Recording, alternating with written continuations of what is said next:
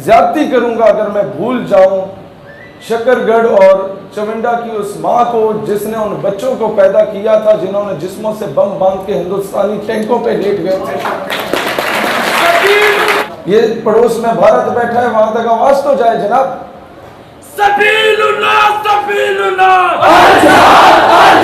सबीलुना सबीलुना सबीलुना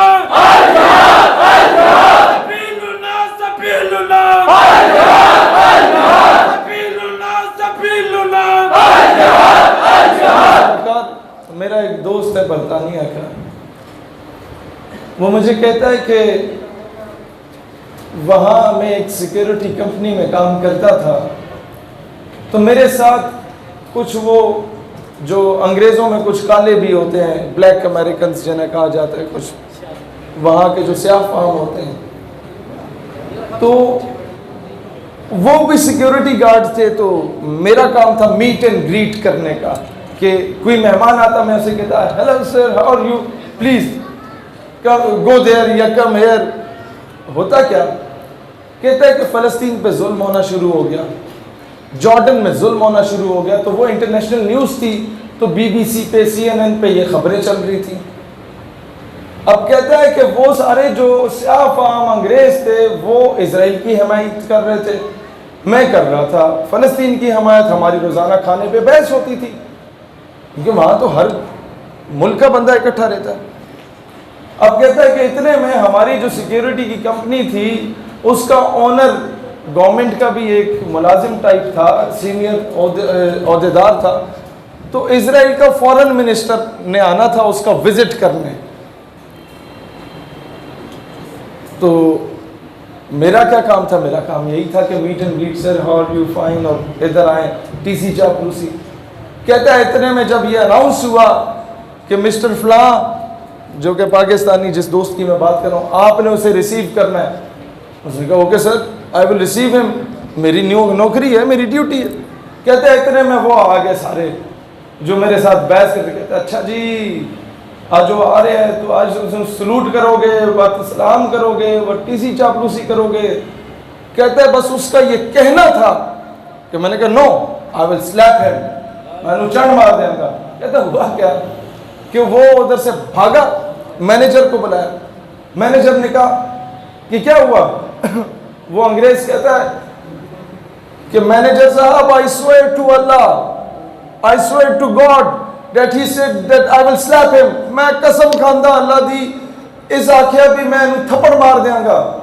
तो उसने जवाब दिया you don't need to swear to Allah, तुम्हें कसम खाने की जरूरत नहीं है, मैं कहता हूँ हाँ मैं मारूंगा थप्पड़। कहता है मैनेजर की हवाइयाँ उड़ी, उसने पकड़ा ले गया, मुझे कमरे में बंद किया, अपने बाहर से ताला लगाया। उसके ऊपर भी एक कैमरा लगा हुआ था और सामने वो टीवी पड़ा हुआ था जिसमें बाकी कैमरास आ रहे थे। कहता अब मैं कुछ कर तो सकता नहीं था, कमरा खाली था, एवं में हाथ पाँव मेरे बांधे हुए थे, तो मैं उस टीवी की तरफ ही देख रहा था कि जिसमें सारे रिजल्ट्स आ रहे थे।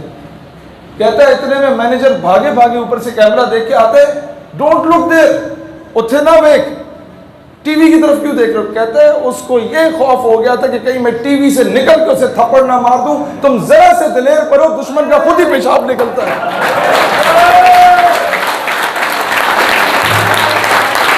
लिहाजा मैं अपनी अफवाज से, अपनी गवर्नमेंट से कहता हूं तुम्हें अगर लश्कर नहीं भेजने, फिलहाल मैं जानता हूं कि क्या तकाजे हैं, वो ना भेजो।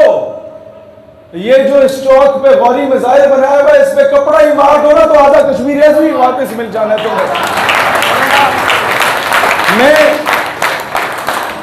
कुटन सेक्टर और किरण सेक्टर में गया आज़ाद कश्मीर में, तो मेरा अक्सर मेरे बड़ा अल्लाह की करम नवाजी है जो मुझे मोटिवेशन मिलती है ना कि बगैर सिक्योरिटी के हम फिर रहे होते हैं। जब चाहे किसी वजीर आजम को सुना दी, जब सदर मुमलिकत को सुना दी, जब वो उल्टी सीधी हरकत करे, जब चाहे अमेरिका से पंगा ले लिया, जब चाहे जाके डिप्लोमेटिक इनक्लेव बंद कर दिया, कोई खौफ डर ही नहीं। तो उसकी एक तो सबसे बड़ी वजह यह है कि मेरे आका मेरी बात बनाए रखे हैं सल्लल्लाहु अलैहि वसल्लम, और बाद में एक वजह यह है कि मेरा हर दूसरे तीसरे दिन उन लोगों से मिलना मिलाना होता है जो कश्मीर में जिहाद करके आए, तो उनसे मुझे वो मोटिवेशन मिलती है। मैं आपको एक सच्ची बात बताऊं, कोटन और किरण सेक्टर में जब आज़ाद कश्मीर विजिट किया, अक्सर इस तरह के विजिट होते हैं, आपने खिताब करना होता है, अक्सर इस तरह के विजिट होते हैं कि आप वैसे जाते हैं, ज़रा हालात का जायज़ा लेके आते हैं। तो मुझे वहाँ पर जो लोकल्स हैं वो ये कह रहे थे कि जब यहाँ पर बर्फ़ जमती है और हमारे मुजाहिदीन बॉर्डर क्रॉस किया करते थे माजी में, मुझे कमांडर इलियास काश्मीरी का, आप में से कोई जानते हैं उन्हें? इलियास काश्मीरी शहीद, मैं अब क्या क्या रोना रो कि हम लोगों ने अपनों के साथ क्या क्या जुल्म किया। खैर, उनके एक बड़े करीबी साथी मुझे मिले, कहते हैं कि जब हम लोग बॉर्डर क्रॉस करके जाते थे ना, अब ये मैं फौज की बात नहीं कर रहा, फौज तो ट्रेंड है, वो तो दुनिया की बेहतरीन आर्मी है, सिर्फ उन मुजाहिद की जिन्हें चंद महीनों की ट्रेनिंग मिली, सिविल ट्रेनिंग मिली, और वो खुद से ही उन्होंने ट्रेनिंग की। कहता हम जब बॉर्डर क्रॉस करके जाते थे तो वो बनिया हमें ये कहता था, हिंदुस्तानी पोस्ट पे जो खड़ा होता था, कि भगवान का वास्ता है हमारी पोस्ट को छोड़ दो, हम तुम्हें कुछ नहीं कहेंगे, आगे जाओ, आगे मारो, उन्हें मारो।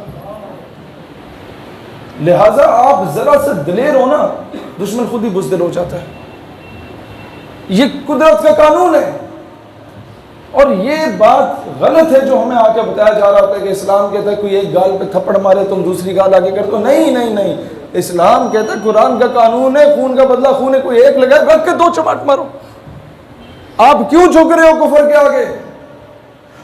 जहां ये अमन का दर्ज देता है वहां पर कभी इस्लाम ने यह नहीं कहा कि मुसलमान माँ बहन बेटी की इज्जत को पामाल किया जा रहा है और तुम चूड़ियां पहन के बैठ जाओ। इस्लाम तो पूरे पूरे लश्कर रवाना कर देता है सिंध मोहम्मद बिन कासिम की सूरत में।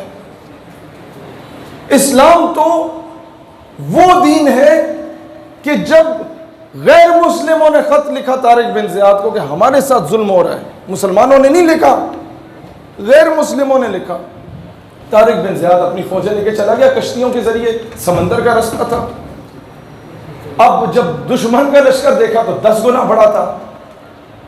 हुआ क्या कि तारिक बिन ज़ियाद ने जब दुश्मन का लश्कर देखा 10 गुना बड़ा, अब मैं आपको बता रहा हूँ एक सिपा सलार चीफ ऑफ आर्मी स्टाफ या एक कोर कमांडर को कैसा होना चाहिए।